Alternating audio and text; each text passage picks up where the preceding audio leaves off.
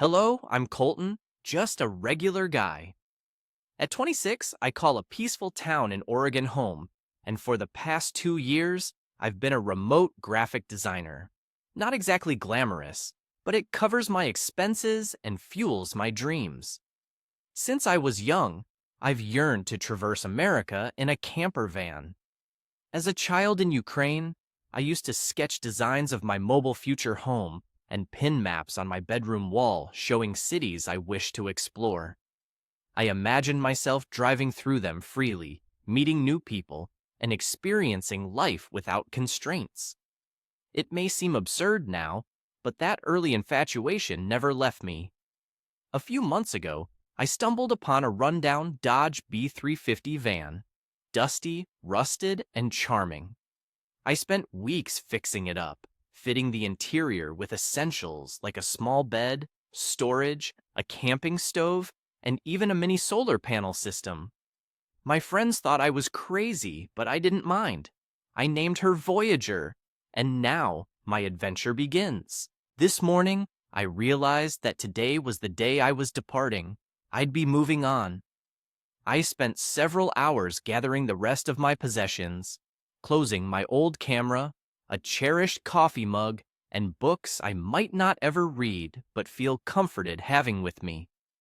As I tightened the last bungee cord onto my bike rack, a voice echoed behind me. It was Maris, my neighbor. She seems younger than 42, tall, her dark hair cascading in soft waves around her face. I've observed her comings and goings, sometimes tending to her garden, sometimes simply standing on her porch with a glass of wine, gazing at the sky. We exchanged little more than brief hellos and goodbyes. I knew she had recently divorced and was now living alone. I wiped sweat from my brow and smiled. Indeed, I'm finally setting off. I'll be traveling across the country. Her eyes lit up. She laughed, gesturing towards my old van. Yes, I chuckled in response. Dear friends, please help us reach our first 1,000 subscribers. Please like and subscribe to our channel.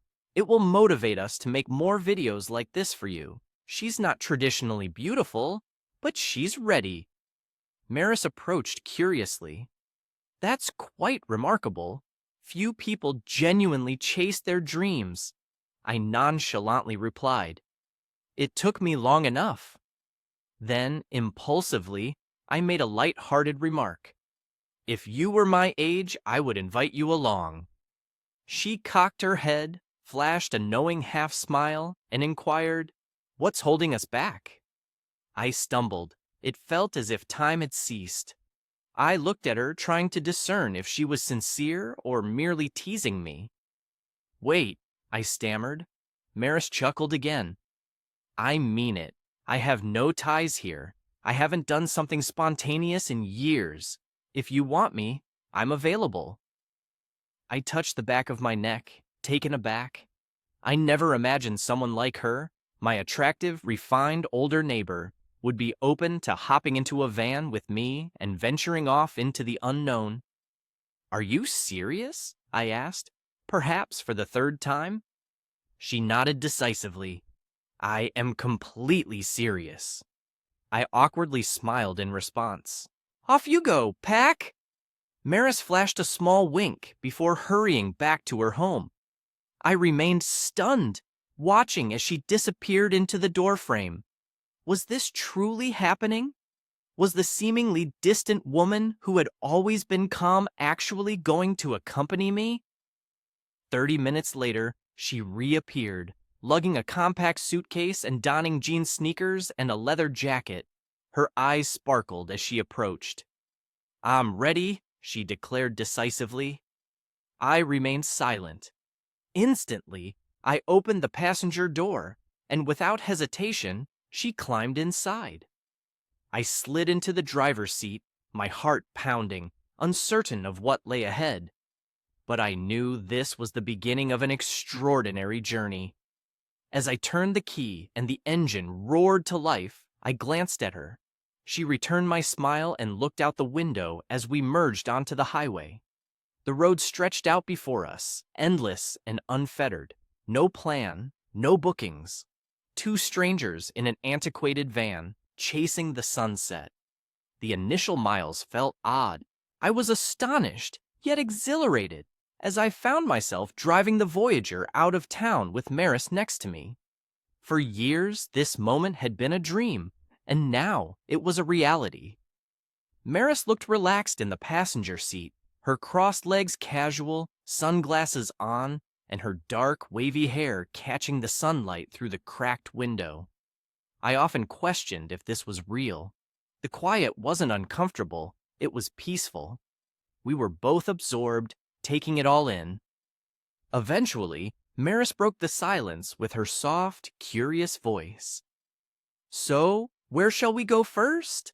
I grinned, thinking we would start with iconic destinations like the Grand Canyon, Monument Valley, and perhaps Route 66.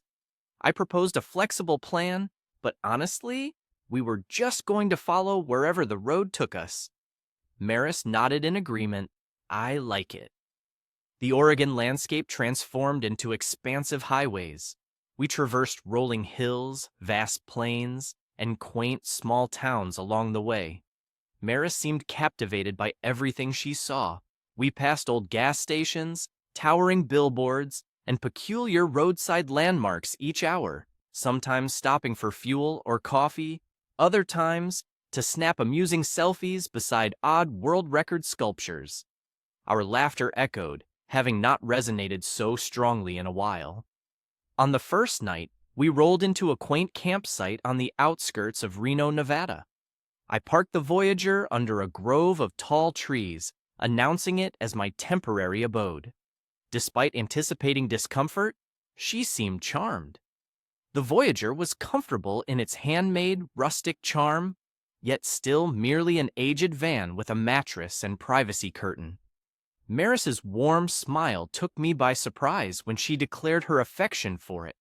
I offered her the bed, settling instead to rest in the front seat, though it wasn't designed for sleeping, as I didn't wish her to feel uneasy sharing the bed with me.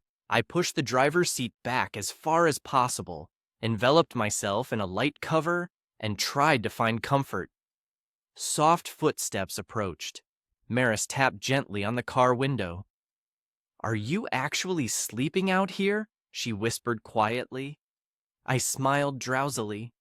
"Yes, I wanted you to have a bed." She shook her head, chuckling slightly. "You're absurd, Colton. Good night." The following morning, I woke up stiff and sore, my neck protesting from an unusual posture. I climbed out of the van, stretching to find Maris, already dressed in a tangled ponytail sweatpants and a large hoodie. She was brewing coffee on a small camping stove that I seldom used. "Good morning, road warrior," she joked.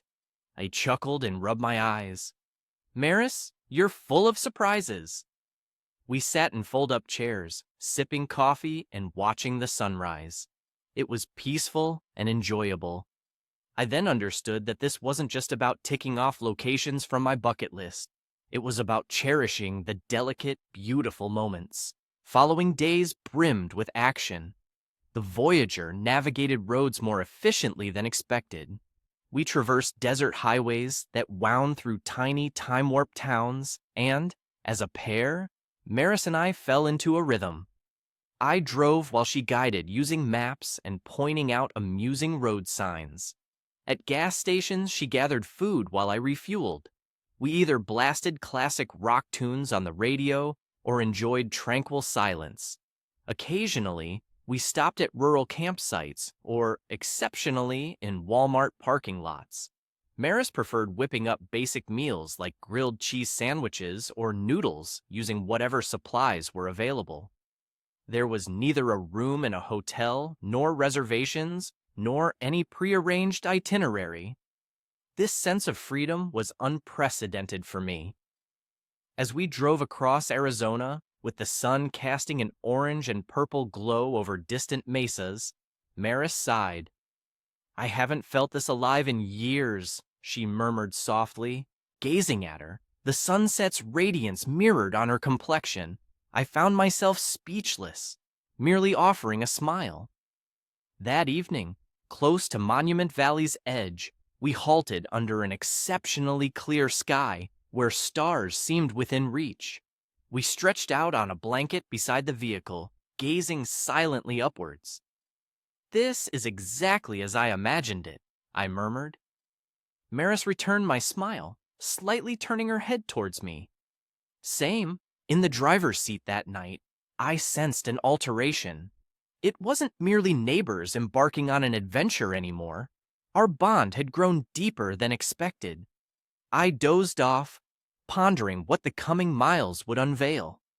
The subsequent morning roused me to the soft sound of humming. My neck ached from slumbering in the driver's seat, yet I brightened when observing Maris preparing breakfast outside the van. Stepping out and massaging my shoulders, the crisp morning air was filled with the aroma of coffee and pine. "Good morning, Colton," she said as she cooked pancakes on a small camping skillet. "You shouldn't worry so much on that seat." I gave a drowsy smile. "Don't fret about it. You are our guest." She arched an eyebrow. "Colton, we've been traveling for almost a week now. I think we've moved past the tourist phase." I chuckled, but she was correct. The discomfort of the initial days had completely vanished. We had fallen into a rhythm. Two people from entirely distinct worlds formed an unexpectedly perfect travel pair. Following breakfast, we gathered our things and set off. Our next stop was Yellowstone. The journey there was lengthy yet picturesque. Fields of unending meadows, rugged mountain peaks, and rivers that seemed to stretch on endlessly. We frequently stopped to take photos. Maris had an exceptional talent for photography, and I admired her enthusiasm for every unique landmark or scenic spot. We would spend hours alone at times, content merely to observe the road go by. On other occasions, we covered a wide range of topics: family history, childhood memories, odd dreams, music preferences, and culinary delights were among them. The more she shared, the more I respected her. Maris wasn't just attractive. She was intelligent, witty, and displayed a resilience that was hard to put into words. By the time we reached Yellowstone, it was cold and pitch black. The temperature had dropped rapidly, and I could see Maris shuddering as we exited the vehicle to set up camp. "Perhaps we should just sleep in the van tonight," I suggested. "I'm fine," she responded, trying to project an image of toughness as she wrapped herself tighter in her coat. We returned to the Voyager and arranged the blankets. As I always did each night, I took the driver's seat, but this time Maris halted me. "Colton," she said softly, "it's freezing outside. Please don't be so stiff-necked. Please let's share the bed tonight. It's spacious enough and we're adults." I hesitated. I knew she was right, but I didn't want to put her in an awkward situation. She perceived my hesitation and offered a gentle smile. "I have faith in you." That single phrase allayed my worries. I conceded and moved to the opposite bed, maintaining a respectful space. The vehicle was shrouded in darkness, save for a sliver of light from the moon filtering through a small window. We remained still for a while in tranquility. I looked towards the minuscule ceiling, trying to avoid contemplating her proximity. Eventually, I heard her whisper, "Thank you for letting me join you. I didn't realize how much I required this." I turned to face her. "You are an ideal travel companion that I could have hoped for." The next morning, we were roused by the melodies of birds and golden sunlight flooding the vehicle. For the first time since we started, we did not hasten to pack up. We had breakfast and then spent hours meandering through Yellowstone's geothermal fields, marveling at erupting geysers and observing herds of bison traversing the road as if they owned it. Later that day, we embarked on a hike to an isolated lake. The water remained tranquil, mirror-like. Spontaneously, we discarded our footwear and ventured into the frigid waters, hollering and chuckling over the chilliness. Later, We stretched out on a level stone to bask in the sun's warmth. I observed her close her eyes, her countenance serene and relaxed. I perceived how dramatically things had shifted. What started as casual neighbors embarking on an impromptu journey transformed into something profoundly complex and alluring. As we departed Yellowstone that day, I observed her looking at me as if to confirm my attention. I responded with a smile and kept driving. That evening, we camped in a modest site on the periphery of a forest.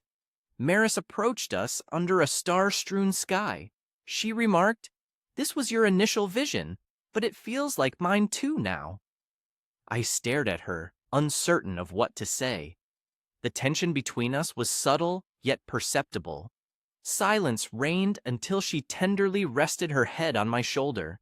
For a considerable duration, the two of us found ourselves isolated, realizing our journey wasn't merely a road trip, but something more profound.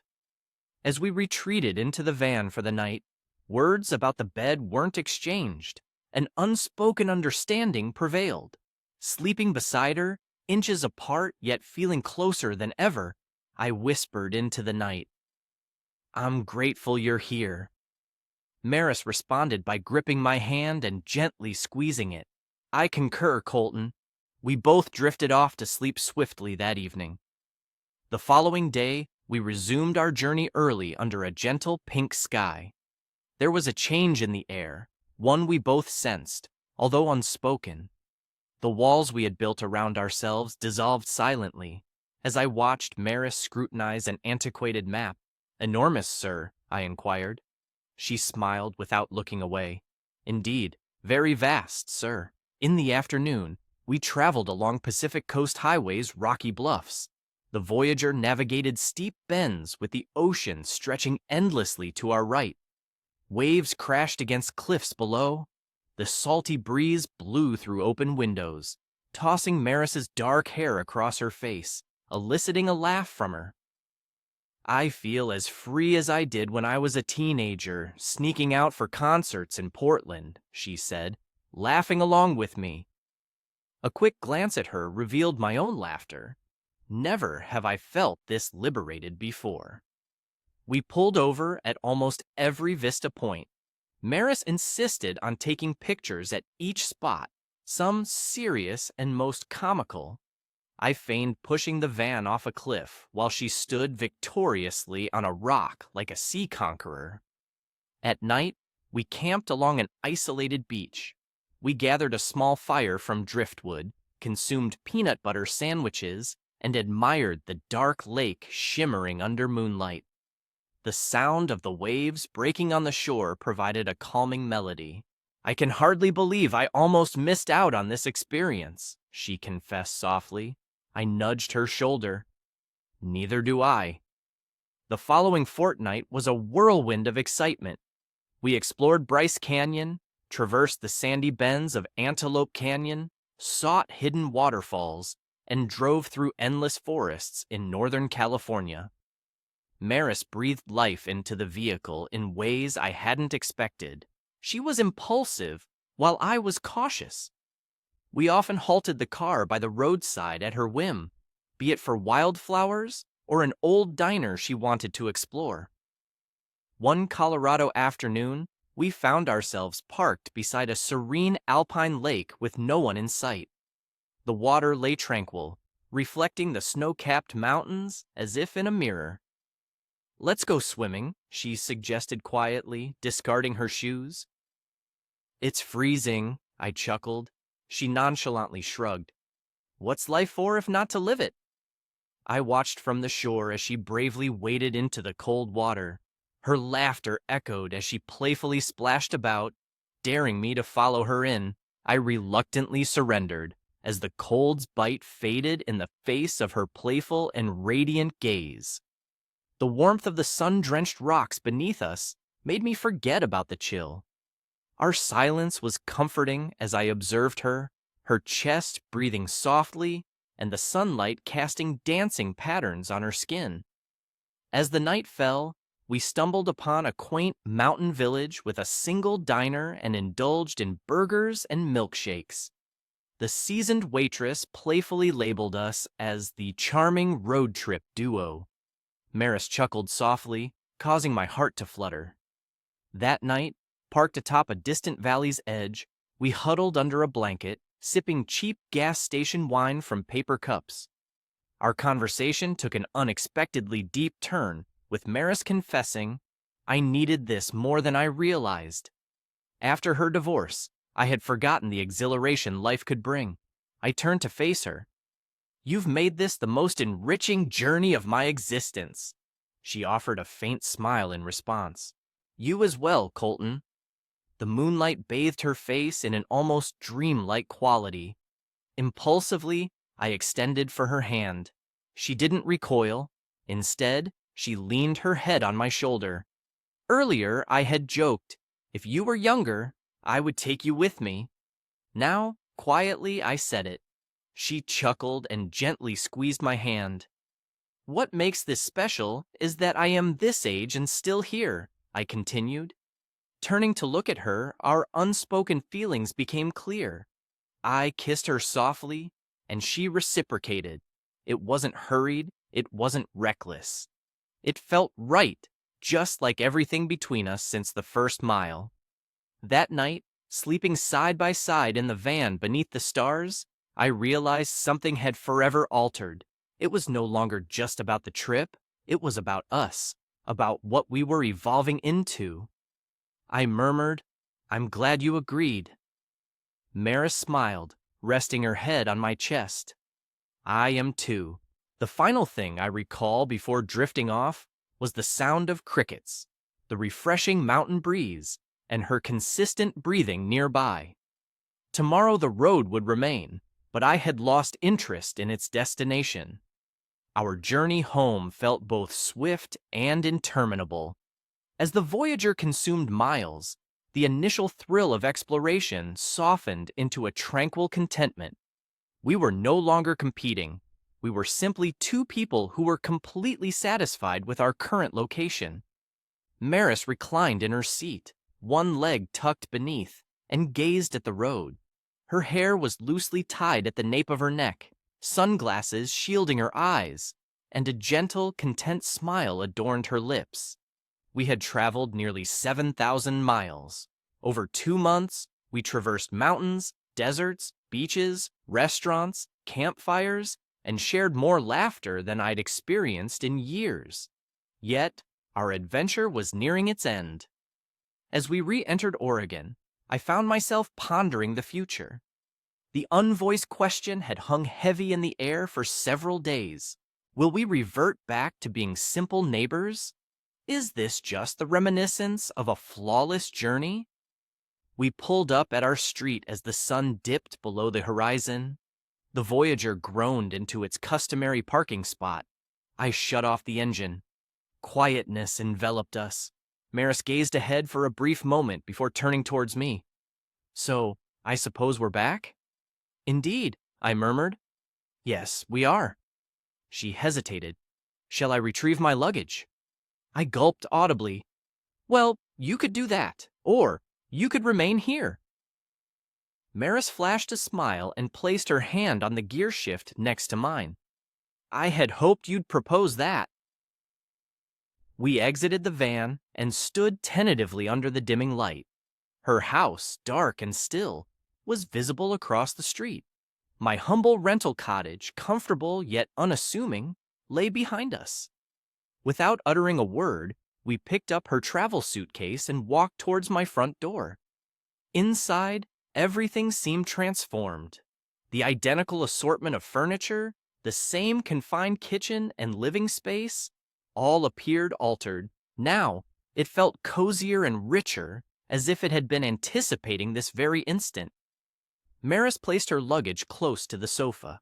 I noticed her inhale deeply, almost like she was releasing some burden. "I think I prefer it here," she said casually.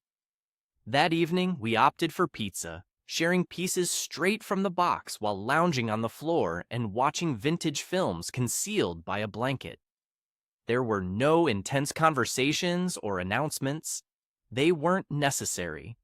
All had been conveyed in our shared laughter, our interaction, and our hands finding each other instinctively. The following day, I stirred to Marie's humming in the kitchen, brewing coffee. I blinked away sleep as I entered. She offered me a mug. "Good morning, housemate," she joked. I chuckled. "Is this our new term?" She winked teasingly. We adjusted to a fresh pace over the next few weeks. Spent several nights in her house across the street, yet she spent most of her time with me. I refurbished my humble dwelling, adding distinctive elements to personalize it. New drapes, a larger bed, and a coat rack by the entrance. The Voyager was stationed outside, a symbol of our shared origin. We humorously discussed utilizing it for grocery runs or short weekend escapes. One warm Sunday afternoon, we unfolded the extensive route map from our journey on the dining table. Maris traced our stops with her finger, laughing at the unusual places we'd visited. I watched her, and picturing future trips with her by my side felt completely natural. "Thinking about Montana next?" she said. I returned a smile. "Montana sounds incredible." She moved across the map and kissed me lightly. "I never imagined this," she whispered. "I never expected us." I confessed as much too. We sat there in tranquil silence, the map lying between us, our home filled with sunlight and the rhythmic ticking of the wall clock.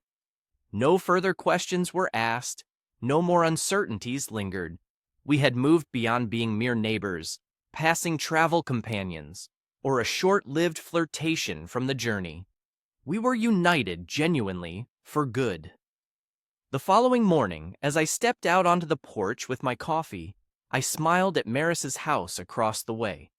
The curtains were open, yet the windows remained dark. She was still sleeping in my bed. I took a deep breath of the fresh Oregon morning air, knowing that we would likely be setting sail on the Voyager soon. Not to escape, but merely because we could. The dream of the road endured, but now I had someone to join me on it. The best part was, I hadn't lost my autonomy. Instead, I found a partner. As I savored my coffee and stared at the van, I wondered, grinning, what are we waiting for?